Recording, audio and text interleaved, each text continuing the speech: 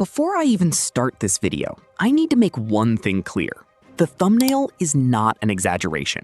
People are actually comparing KreekCraft to one of the worst figures in history, and the reason behind it is genuinely one of the dumbest things I've seen in a long time.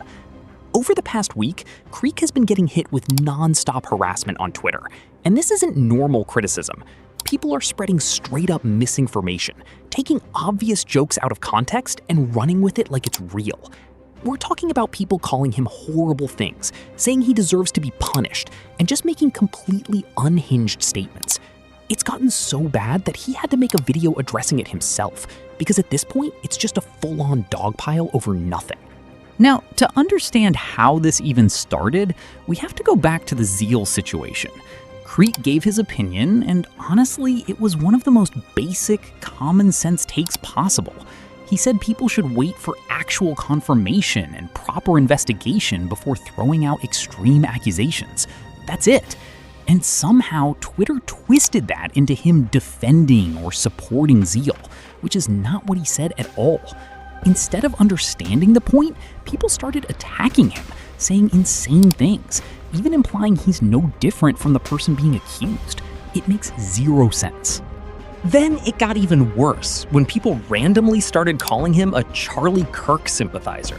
And the proof was literally just an old tweet where he said the country is broken. That's it. Somehow people turned that into a whole narrative about him supporting someone, which is just completely ridiculous. But at that point, people were already looking for reasons to hate him, and all it took was one obvious joke to push everything over the edge. On April 16th, Kreek made a joke tweet saying in 6 years he could run for president and his viewers would be old enough to vote.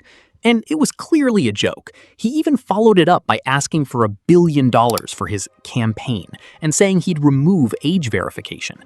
But instead of taking it as a joke, people completely lost it. When he replied to someone continuing the joke, people started acting like he was serious, accusing him of harassing minors and blowing everything way out of proportion. And this is where things just get ridiculous. People started comparing him to dictators, making edits, and pushing insane narratives, all over a joke. The situation got so big it was trending with thousands of posts, and it didn't stop there. People started impersonating him, making fake screenshots, and even bringing up his personal life just to attack him. At this point, it's not even criticism anymore. It's just straight up misinformation.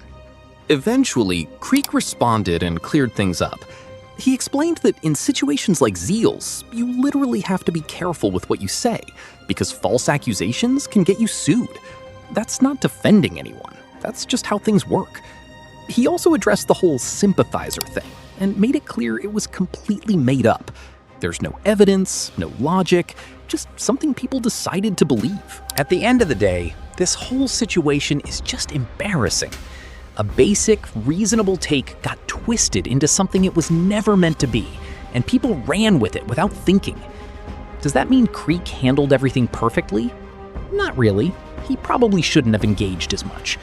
But that still doesn't justify the level of hate and misinformation thrown at him. This is just a perfect example of how fast things can spiral when people stop thinking for themselves and just follow whatever narrative is trending. Thank you all for watching, and I'll see you guys in the next video.